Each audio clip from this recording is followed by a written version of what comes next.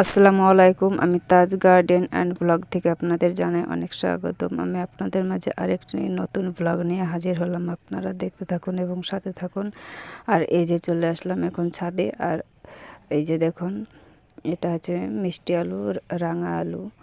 রাঙা আলু গাছটা কত সুন্দর বড় হচ্ছে আস্তে আস্তে। আজকে আমি শেয়ার করব মাটি তৈরি। আমি কিভাবে মাটি তৈরি করব কিচেন ওয়েস্ট দিয়ে, সেটাই আপনাদের সামনে তুলে ধরব। যারা আমার ভিডিওটি দেখবেন অবশ্যই ফুল ওয়াচ করে দেখবেন, তাহলে বুঝতে পারবেন। স্কিপ করে দেখলে বুঝতে পারবেন না। ভালো লাগলে লাইক করবেন, কমেন্ট করে আপনার মতামতটা জানাবেন। আর বেশি ভালো লাগলে সাবস্ক্রাইব করে বন্ধু হয়ে যাবেন।